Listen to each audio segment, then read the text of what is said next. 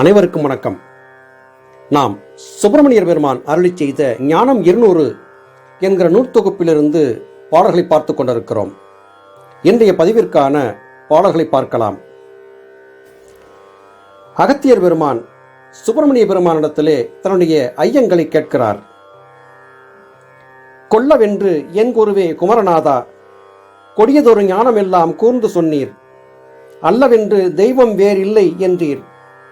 அரூபமாய் நின்ற பொருள் ஆகும் என்றீர். வல்லதொரு வஸ்தோடே வாழச் சொன்னீர். வாழ்வான சுழல் தனிலே இருக்கச் சொன்னீர். மெல்லதொரு மெய்ஞான ஆன்மாவாகும் மேதினியில் இருக்கின்ற சுரூபம் சொல்லே.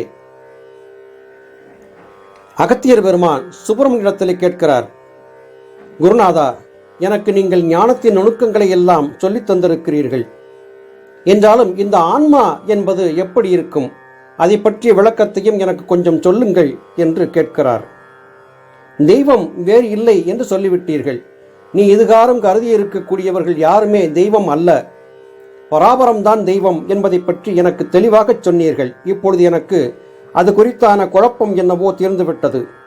பராபரம் என்பது அருவமாக இருக்கிறது, அதற்கு உருவமே இல்லை, அது வேறு எங்கோ மறைந்திருக்கிறது என்பதை பற்றியும் எனக்கு சொல்லிக் கொடுத்திருக்கிறீர்கள்.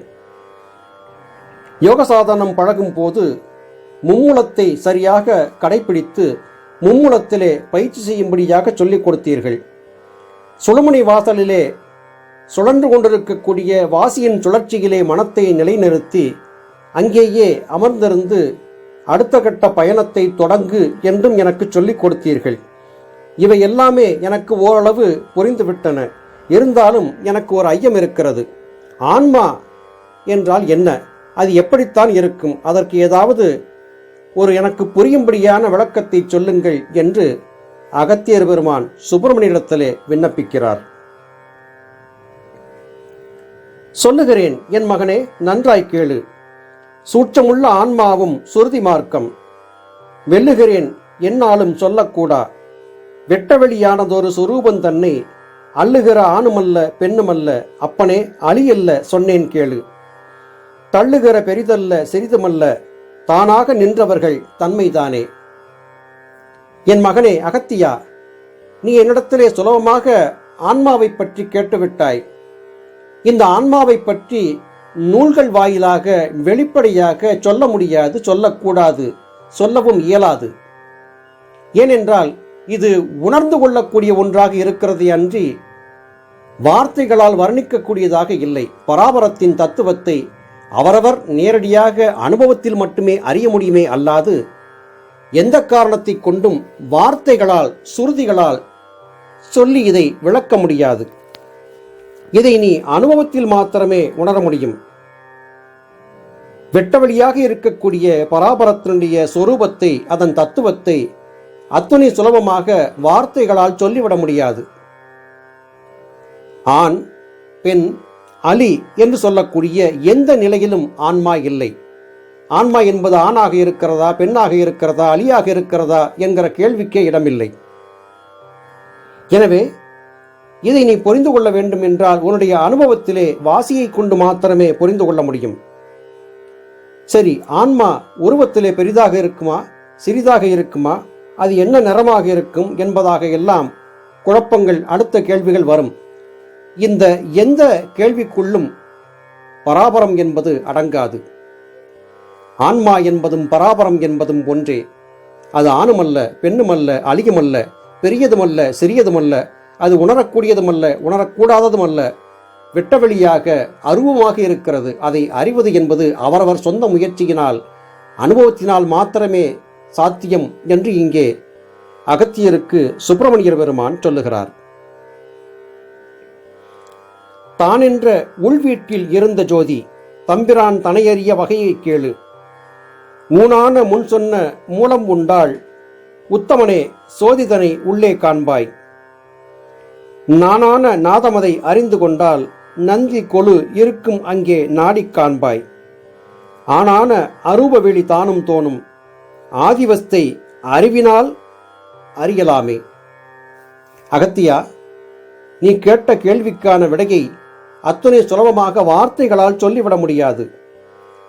உன்னுடைய உள் வீட்டிலே சரசற்குள்ளே வீற்றிருந்து உன்னை இயங்கச் செய்து கொண்டிருக்கக்கூடிய நெருப்பு இருக்கிறதே, ஜோதி இருக்கிறதே, அதுதான் பராபரம் என்பதை புரிந்து கொள்வாயாக. அந்த பராபரத்தை அறிந்து கொள்வதற்கான வகை என்ன என்பதையும் நான் ஏற்கனவே சொல்லி இருக்கிறேன். நீ திரும்பவும் கேட்ட காரணத்தால் மறுபடியும் அதை நான் உனக்கு சொல்லுகிறேன். நான் உனக்கு ஏற்கனவே சொல்லி வந்திருந்த மும்மூலம் என்பதை நீ உண்ண வேண்டும்.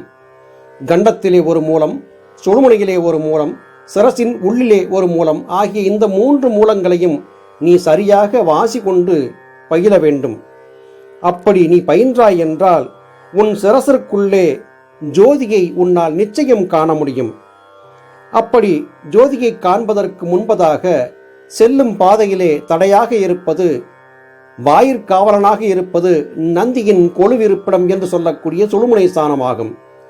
சுழுமுனை ஸ்தானத்தை கடந்தால் மாத்திரமே ஜோதியை உன்னால் காண முடியும். சுழுமுனை ஸ்தானத்தை கடப்பதற்கு வாசியின் சுழற்சி என்று சொல்லக்கூடிய திறவுகோலை நீ உருவாக்கியாக வேண்டும். அது மனத்தின் திறத்தால் மாத்திரமே ஆகும். அப்படி செய்து நீ உள்ளே சென்றாய் என்றால் அதன் உள்ளிலே அருவ வெளியிலே வெட்ட வெளியாக இருக்கக்கூடிய ஆகாயத்திற்குள்ளே நீ ஆதிவஸ்துவாக இருக்கக்கூடிய பரம்பொருளை காண்பாய் என்று இங்கே அகத்தியருக்கு சுப்பிரமணியர் பெருமான் பதில் இருக்கிறார். அருமை சகோதர சகோதரிகளே, வாசி என்பது சரசின் உள்ளிலே இருக்கக்கூடிய ஜீவனிலிருந்து வெளிவந்த வெப்ப சக்தி. அந்த வெப்ப சக்திக்கு ஜீவசக்தியாகிய வாயு என்று பெயர். அந்த ஜீவசக்தியாகிய வாயு உடல் முழுவதும் பரவி கிடக்கிறது. அப்படி உடல் முழுவதும் பரவி கிடக்கக்கூடிய ஜீவசக்தியாகிய வாயுவை சரியாக 3 மூலங்கள் என்று சுப்பிரமணியர் குறிப்பிடக்கூடிய அண்ணாக்கு, சுழுமுனை, சிரசின் நடு ஆகிய இந்த 3 இடங்கள் வழியாக மேலும் கீழுமாக ஏற்றி இறக்கி இயக்க வல்லவர்கள் வாசியை அறிந்தவர்கள் ஆகிறார்கள். அவ்வாறாக வாசி கொண்டு சுழுமுனையை திறந்து சரசின் உள்ளிலே பயணிக்கும் போது ஜீவஜோதியின் பிரகாசம் என்பதை நாம் தரிசிக்க முடியும். ஜீவஜோதியின் பிரகாசத்தை தெரிந்து கொண்டு விட்டவர்களுக்கு ஆயகலைகள் 64 ஓதாமல் உணரப்பெறும். இதுவே உண்மையின் தத்துவம். இதுவே வாசியின் மகத்துவம். இந்த கருத்துக்களைத்தான் இங்கே அகத்தியர் பெருமான் கேட்க சுப்பிரமணியர் பெருமான் நமக்காகவும் சொல்லியிருப்பதை பார்க்க முடிகிறது. உண்மை, சத்தியம், நேர்மை, அகிம்சை ஆகிய குணங்களோடு கூட உத்தமமான மனம் கொண்டவர்கள் தன்னுடைய குருமார்களை பணிந்து அவர்களுடைய வழிகாட்டுதல் படி சரியான கதியிலே சரியான பாதையிலே பயணப்படும் போது நிச்சயம் வெற்றியை சுவைப்பார்கள் என்பதுதான் சுப்பிரமணியருடைய இந்த பாடல்கள் நமக்கு சொல்லித்தரக்கூடிய அறிவுரையாக இருக்கிறது. நல்லது சகோதர சகோதரிகளே, மீண்டும் மற்றுமொரு பதிவிலே உங்களை சந்திக்கிறேன். அதுவரையிலும் நன்றி, வணக்கம்.